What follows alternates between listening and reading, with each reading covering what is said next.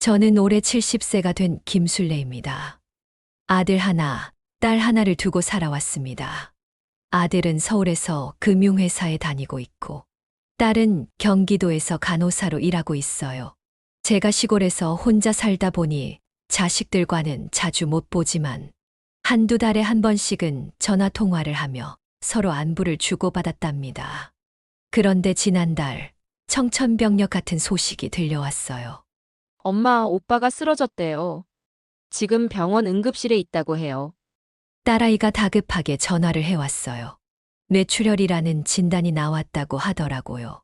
순간 앞이 캄캄해졌습니다. 어떻게 이런 일이, 아들은 겨우 48살인데요. 그날 밤 시외버스를 타고 서울로 올라갔어요. 새벽 3시가 되어서야 병원에 도착했답니다.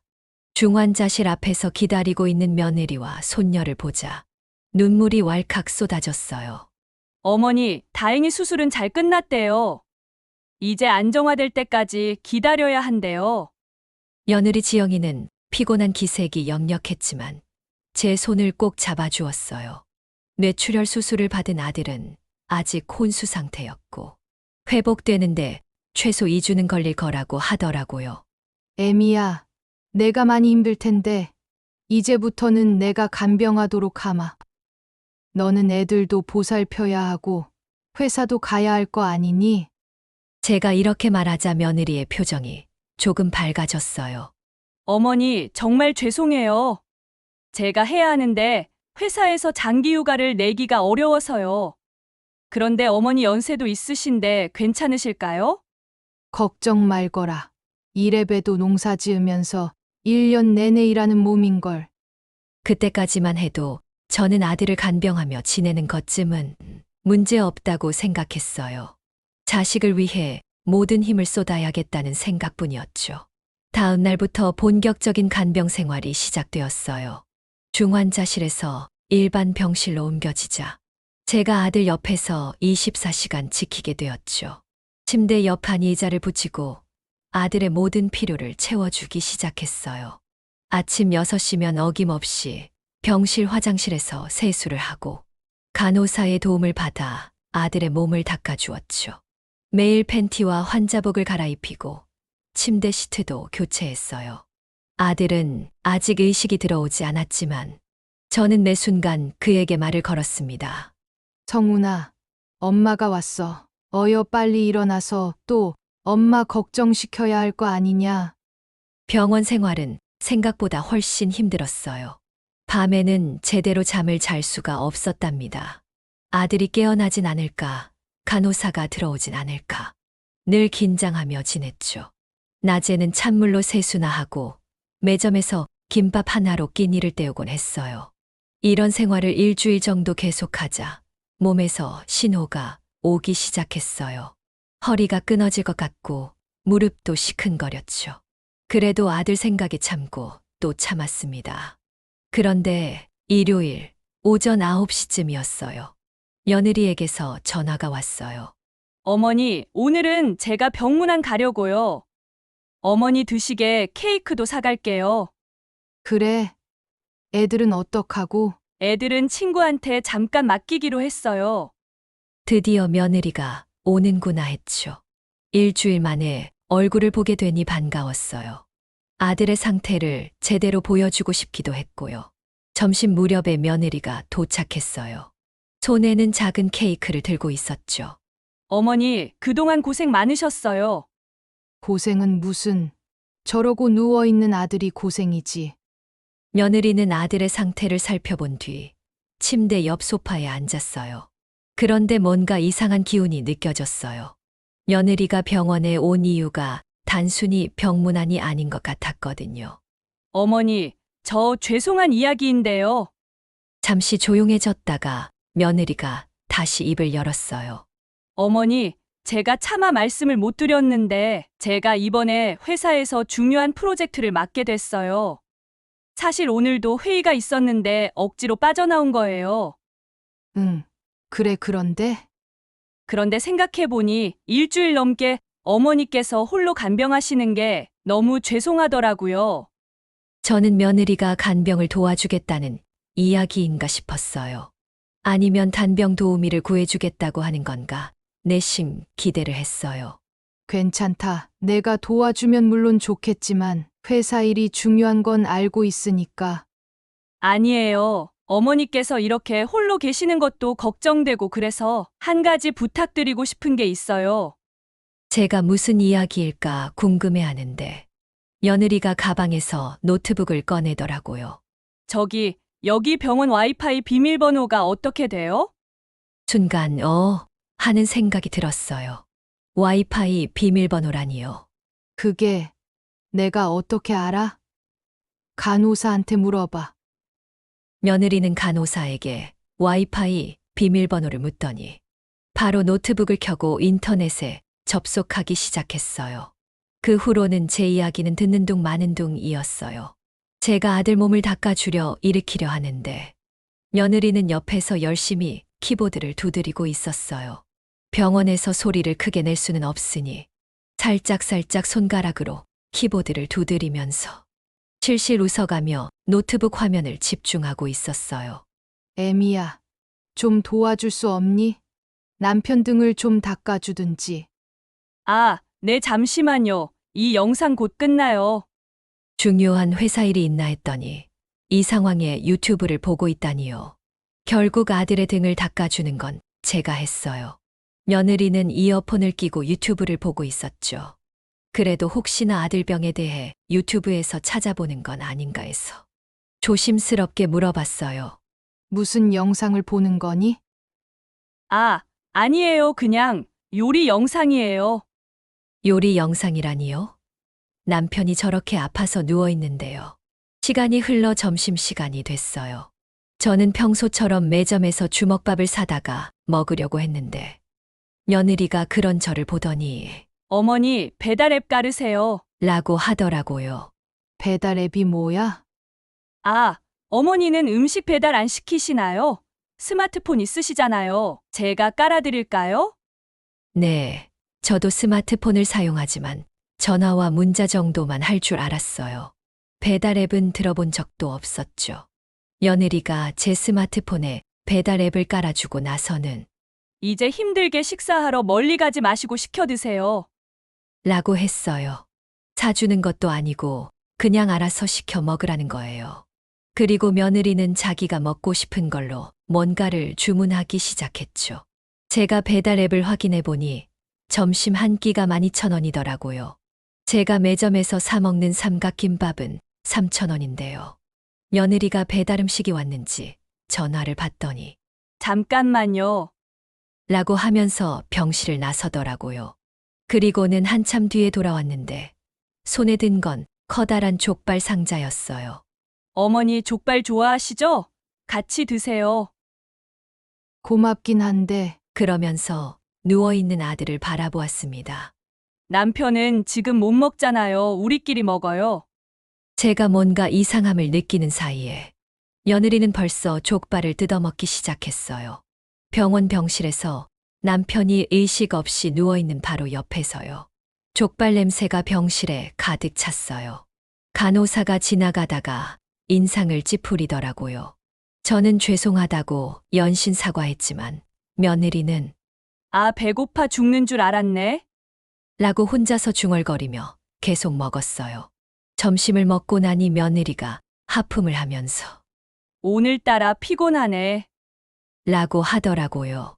그러더니 병실 간이 침대에 누워버리더니 어머니 잠깐만 쉬고 있어도 되죠? 라고 묻더니 눈을 감아버렸어요. 오후 2시쯤 됐을까요? 아들의 콧줄이 빠져나가서 알람이 울리기 시작했어요. 간호사가 급히 오셔서 다시 삽입하고 가셨는데 며느리는 그 소음에도 깨지 않았어요. 아니, 깨었는데 못 본 척한 걸까요? 3시가 되자 아들이 신음소리를 내기 시작했어요. 그제야 며느리가 눈을 뜨더니 벌떡 일어났죠. 남편이 깨는 거예요? 아직은 아닌 것 같다. 그냥 아프다는 신호 같아. 다행이야. 아, 그럼 전 이만 갈게요. 애들 학원 데려다 줘야 해서요. 벌써. 좀 더 있다 가지 그래? 저 커피도 좀 마셔야 하고, 머리도 좀 말려야 하고, 여기 너무 답답해서 못 견디겠어요. 그렇게 며느리는 오후 3시 반쯤 병원을 나갔어요. 와이파이 비밀번호 물어보고 배달 음식 시키고 족발 뜯어먹고 낮잠 자다가 간 셈이죠. 저는 왼손으로 아들의 손을 잡고 오른손으로는 젖은 수건으로 아들의 이마를 닦아주고 있는데 순간 울컥해지더라고요. 이게 맞나 싶었어요. 그날 밤 아들이 처음으로 눈을 살짝 뜨더라고요. 아직 명확하진 않았지만 제가 성훈아, 엄마야. 라고 하니 고개를 살짝 돌리는 것 같았어요. 너무 기뻐서 바로 며느리에게 연락했죠. 애미야, 성훈이가 깨어났어. 눈도 뜨고 반응도 해. 그래요? 다행이네요. 그렇지. 내일 와서 확인해봐. 아, 그게 내일은 중요한 회의가 있어서요. 수요일에 갈게요. 수요일에 갈게요라니요. 남편이 깨어났다는데요. 제가 놀란 걸 눈치챘는지 며느리가 말을 이었어요. 어차피 아직 제대로 의식이 돌아온 게 아니잖아요. 의사 선생님도 점진적으로 회복된다고 하셨고요. 걱정 마세요. 제가 매일 연락드릴게요. 맞습니다. 그 뒤로도 며느리는 하루에 한 번씩 전화를 하긴 했어요. 주로 점심시간에요. 어머니, 오늘도 고생하세요. 남편은 어때요? 조금씩 나아지고 있어. 오늘은 국물도 먹었어. 아, 그래요? 다행이다. 전 이만 점심 먹으러 가볼게요. 통화는 대부분 1분을 넘기지 않았어요. 그리고 며느리는 수요일에 약속대로 찾아왔어요. 이번에는 케이크 대신 과일 바구니를 들고 왔더라고요. 그런데 첫 마디가 어머니, 오늘 회의 때문에 2시간만 있다가 가야 해요. 역시나요. 남편을 보러 온 게 아니라 시간 때우러 온 거였죠. 이번에도 며느리는 바로 노트북을 켰어요. 아들의 상태를 살펴보는 데는 5분도 안 걸렸어요. 손을 잡아주거나 얼굴을 쳐다보거나 하는 것도 없이 그저 잘 지내네 하고는 다시 노트북 앞에 앉았죠. 애미야, 남편한테 목소리라도 좀 들려줘. 내 목소리가 들리면 더 빨리 회복할지도 몰라. 아, 네, 오빠. 열심히 치료받아. 나 회의 준비해야 해. 그게 끝이었어요. 그 뒤로는 평소처럼 유튜브 보고 이번에는 족발 대신 피자를 시키더라고요. 외국인이 영어로 피자를 어쩌고 저쩌고 하는 영상을 보면서 킥킥거리면서요. 2시간 후 며느리가 일어서면서 말했어요. 그럼 전 이만 갈게요. 다음에 또 올게요. 언제? 응. 다음 주 금요일쯤? 11일 만에 2번 왔는데 이제 일주일 뒤에 온다고요? 며느리가 나간 후 저는 아들 옆에 앉아서 한참을 멍하게 있었어요. 딸에게도 연락을 해볼까 했지만 딸도 간호사 일이 얼마나 바쁜지 알고 있으니 미안한 마음이 들더라고요.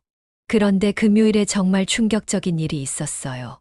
아침 7시쯤 화장실에 갔다가 돌아오니 아들의 상태가 이상했어요. 숨소리가 가빠지고 팔다리를 떨었죠.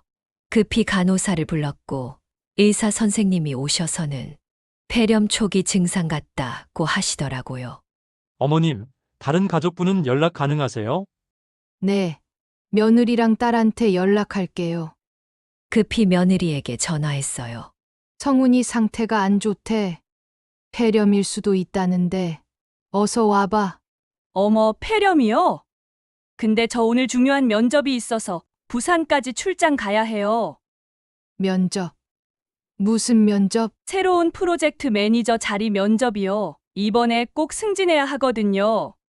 그래도 성훈이가 어머니, 폐렴은 치료하면 되잖아요. 의사 선생님들이 계시고 한데 무슨 걱정이에요.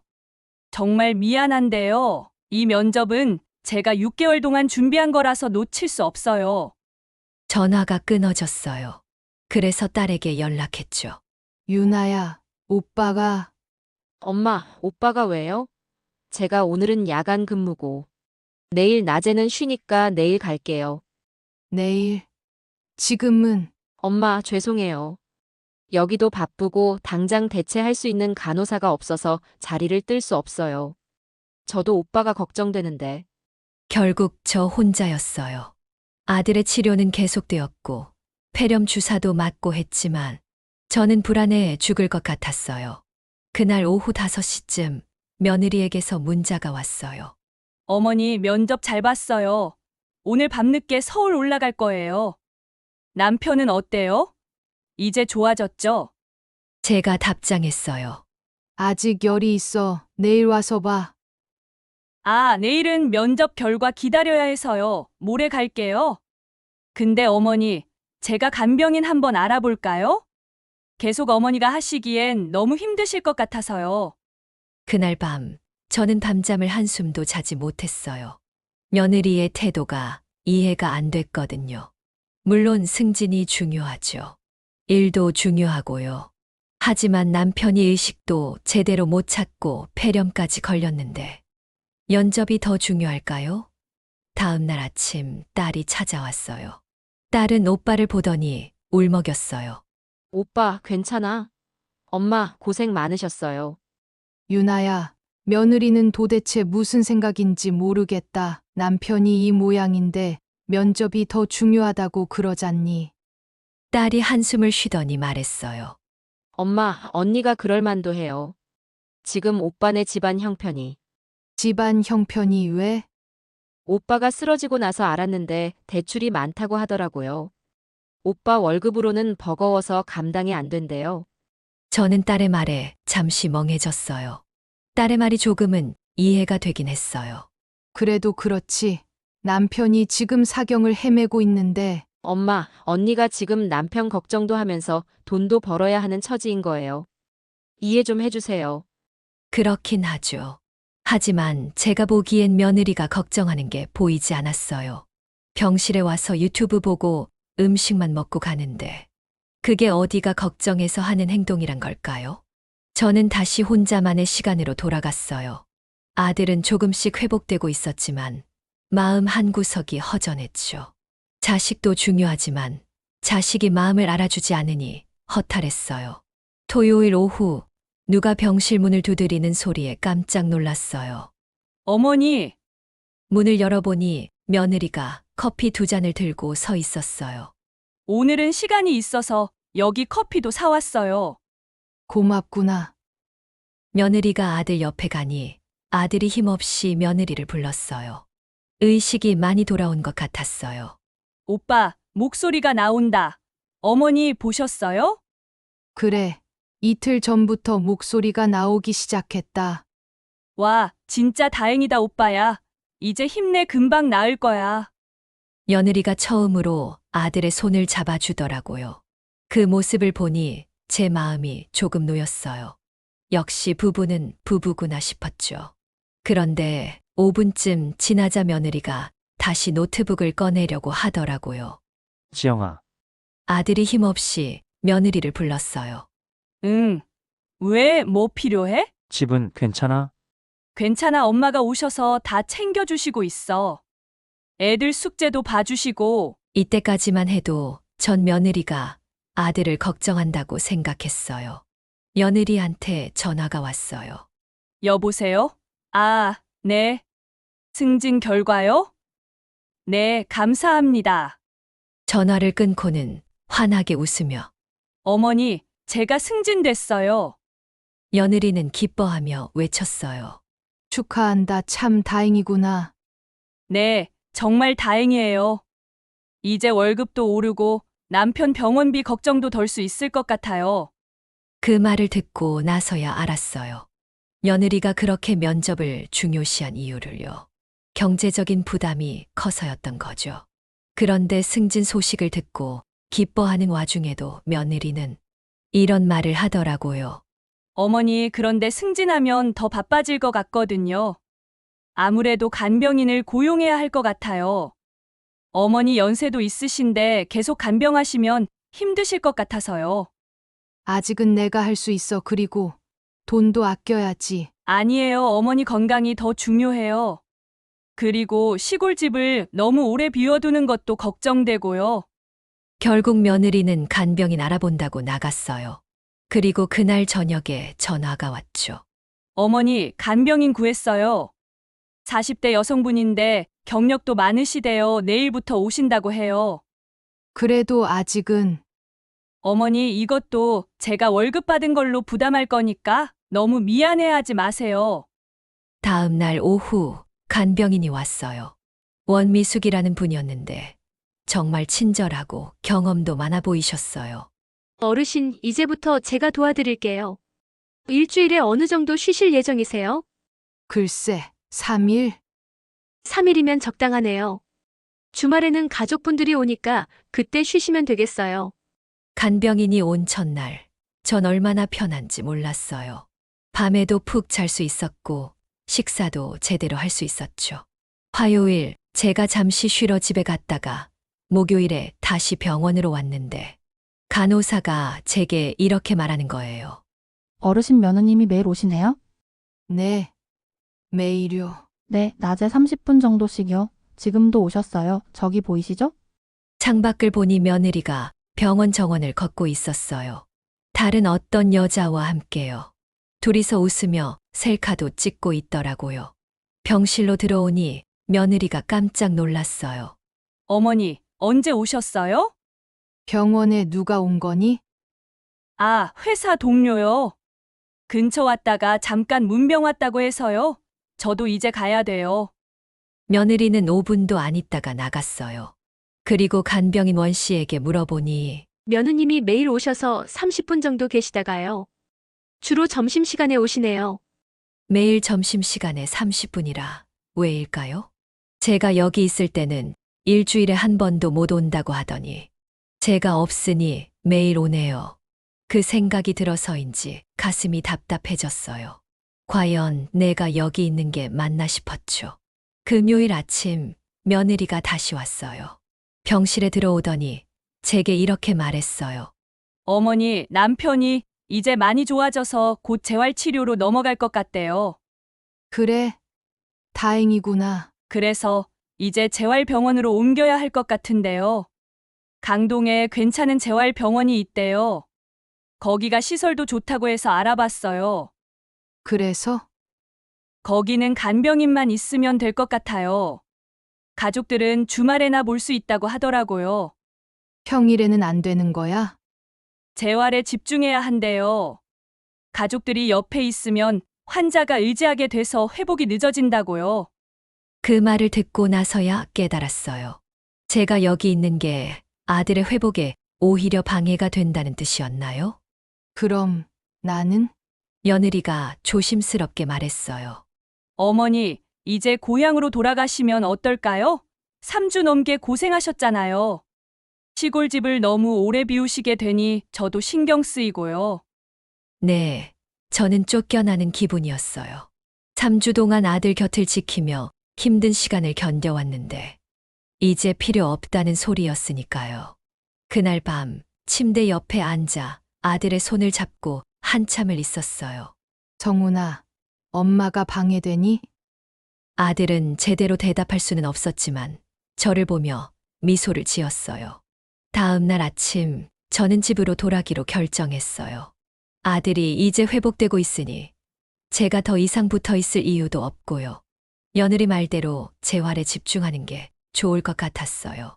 간병인에게도 작별 인사를 하러 간병인실로 갔어요. 저 어머님 잠깐 이야기 좀 할까요? 간병인 원 씨가 제게 말을 걸더라고요. 무슨 일이에요? 실은 제가 며느님한테서 들은 게 있어서요. 뭐려? 원 씨가 주위를 살피더니 작게 말했어요. 며느님이 어머님 없을 때 자주 오시잖아요. 그때마다 시어머님 빨리 내려가셨으면 좋겠다고 병원에 붙어 있어봤자 도움 안 된다고 계속 주절거리더라고요. 제 가슴이 내려앉았어요. 그리고 아드님이 깨어있을 때도 이제 어머니 시골로 내려보낼 수 있겠네라고 하더라고요. 원 씨의 말을 들으니 모든 게 이해가 됐어요.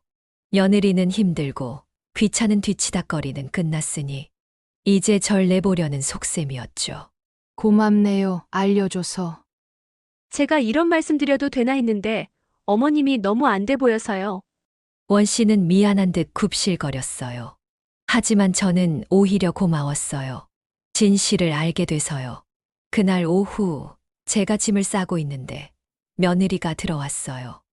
어머니, 이제 정말 내려가시나요? 그래. 성훈이도 이제 재활 치료만 하면 된다고 하니까 네, 다행이에요. 어머니 시골집도 걱정되시죠? 시골집을 3주 넘게 비웠으니 걱정되긴 했었죠. 하지만 진짜 걱정된 건 제 마음이었어요. 이거 차비하세요.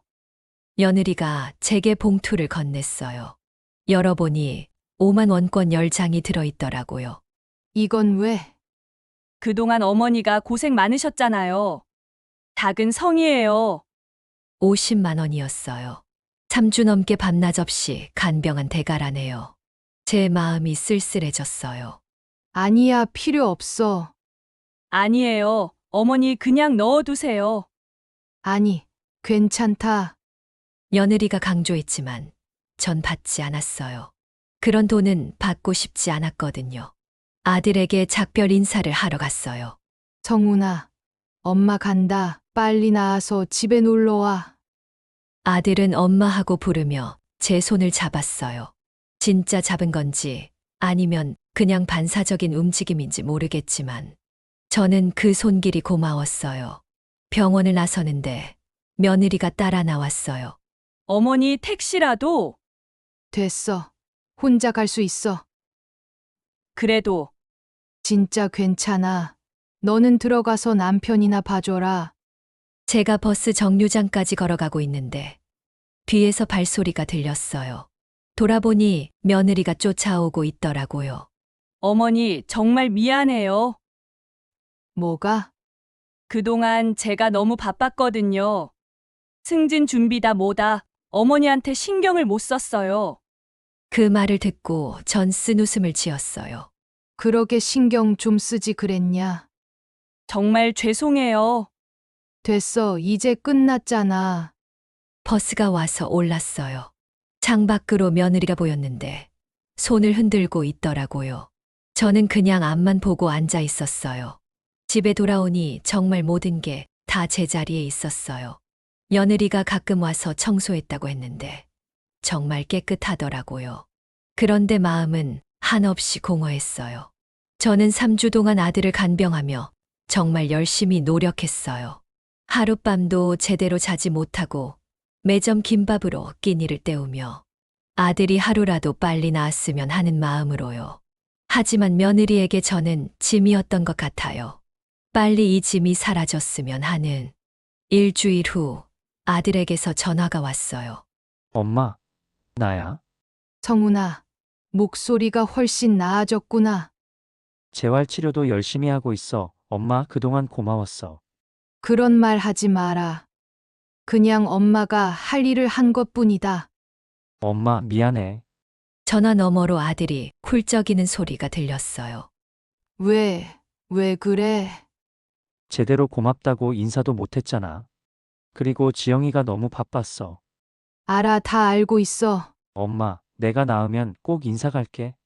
지영이랑 같이. 알았어. 다른 거 신경 쓰지 말고 열심히 재활해서 빨리 나아. 내가 건강하면 그걸로 됐어. 전화를 끊고 나서 또 눈물이 났어요. 그 후로 한 달이 지났어요. 아들은 재활병원에서 열심히 치료받고 있다고 했고, 며느리는 가끔 안부 문자를 보내곤 했어요. 어머니 오빠가 이제 걷기 시작했어요. 다행이네. 어머니 덕분이에요. 정말 감사해요. 병원에서도 감사하다는 말 한마디 없이 돈 봉투로 때우려 하더니 너무 늦은 감사 인사였죠. 게다가 문자로 어느 날 딸이 전화했어요. 엄마, 오빠 입원비가 정말 많이 나왔대요. 보험도 안 들어 있었나 봐. 언니가 정말 힘들어 하더라. 많이들 그래 준비 없이 갑자기 입원하면 그래서 언니가 엄마한테 조금만 도와달라고 말 좀 꺼내봐 달라고 했어요. 저는 한참 말이 없었어요. 엄마, 응, 어쩔까요? 엄마도 여유가 있는 건 아니잖아요. 내가 생각해 볼게. 전화를 끊고 나서 이리저리 생각해 봤어요. 제가 가진 돈은 연금과 예전에 농사 지으며 모은 돈뿐이었어요. 아들이 정말 필요하다면 도와줘야겠죠. 하지만 저를 그렇게 귀찮아하던 며느리가 이제 와서 돈은 달라고요? 일주일 후 며느리에게서 직접 전화가 왔어요. 어머니, 죄송한데요. 병원비가 너무 많이 나와서 혹시 조금만 도와주실 수 있으실까요? 얼마나 필요한데? 2천만 원 정도만 나중에 꼭 갚아드릴게요. 2천만 원, 지금 제가 가진 돈의 절반이었어요. 생각해 볼게. 어머니, 정말 급해요. 병원에서 빨리 내라고 해서. 며느리의 절박한 목소리를 들으니 마음이 움직였어요. 결국 일주일 후에 돈을 보내줬죠. 어머니, 정말 감사해요. 꼭 갚을게요. 3달이 지났어요. 아들은 이제 거의 회복되어서 집에서 지내고 있다고 했어요. 며느리도 일주일에 한 번은 안부 문자를 보내왔죠. 그러던 어느 날 딸에게서 이상한 소식이 들려왔어요. 엄마, 오빠 집에 큰 TV 들였대요. 큰 TV, 네, 그리고 차도 할부로 새로 샀다고 하더라고요. 차를? 언니가 승진해서 차가 있어야 한다고요. 제 마음에 뭔가 꿀꺽하는 소리가 들렸어요. 병원비는 다 냈다니? 아, 그건 잘 모르겠는데. 언뜻, 듣기로 다 빚으로 돌렸다고 하던데 갔던데요. 빚으로 돌렸다니요. 그럼 제가 준 돈은 어디에 쓴 걸까요? 하지만 묻지 않았어요. 묻고 싶지도 않았거든요. 더욱 마음에 안 드는 일이 계속됐어요. 추석이 다가오자 아들에게서 연락이 왔죠. 엄마, 추석에는 못 내려갈 것 같아. 왜? 처갓집에 가야 할 것 같아.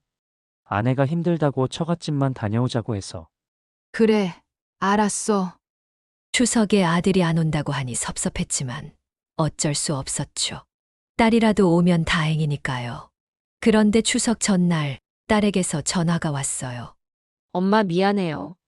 나도 명절에 못 갈 것 같아요. 너도? 시댁에서 이번에 미국에서 시동생 가족이 들어온다고. 꼭 오라고 호출 왔어요. 결국 저는 추석을 혼자 보냈어요. 허전한 마음에 이웃집 할머니랑 두부나 부쳐 먹었죠. 그렇게 시간이 흘러 설날이 왔어요. 이번에는 딸이 올 수 있다고 했죠. 설 전날 오후 정말 오랜만에 딸을 봤어요. 엄마, 보고 싶었어요. 딸은 과일과 고기를 잔뜩 사가지고 왔어요. 남편은 연휴 중에도 급하게 처리해야 할 일이 있어서 혼자 왔다고 하네요. 오빠는 자주 연락 와요? 잘 지낸대요? 잘 지내겠지. 재활도 열심히 한다는구나. 언니는? 일에 푹 빠져 있나 보더라. 승진하고 나서 더 바빠진 것 같아. 우리는 옛 추억도 나누고 제가 3주 동안 아들을 간병한 이야기도 했어요. 딸은 제 손을 잡으며 엄마가 정말 고생했겠어 라고 말해주더라고요. 그런데 저녁 먹고 설거지하면서 딸이 갑자기 이런 말을 하는 거예요. 엄마, 근데 언니가 있잖아요. 왜? 언니가 엄마 돈 갚는다고 하던데 아직 안 갚았죠? 응. 전에 TV랑 차 샀다는 거 그 돈으로 샀다더라고요. 딸의 말을 들으니 화가 났어요. 병원비라고 받아간 돈으로 TV와 차를 샀다니요. 다 알고 있어. 괜찮아. 에휴, 그래요. 너무 신경 쓰지 말고 엄마야말로 몸 관리 잘해요. 건강이 최고야. 딸은 제 걱정을 해주더라고요. 며느리와는 다르게요. 딸이 가고 나서 한 달쯤 지났을까요? 며느리에게서 갑자기 연락이 왔어요. 어머니, 죄송한데 남편이 이제 재취업한다고 면접 준비하고 있거든요. 그래. 다행이네. 그래서 양복도 필요하고 혹시 조금만 더 도와주실 수? 전화를 끊어버렸어요. 더 이상은 안 되겠다 싶었거든요.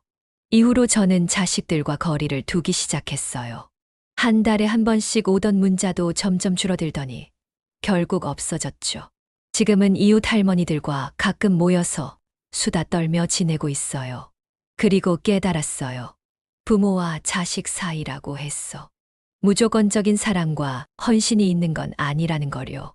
때로는 서로를 귀찮아하고 필요할 때만 이용하려 하기도 한다는 거요.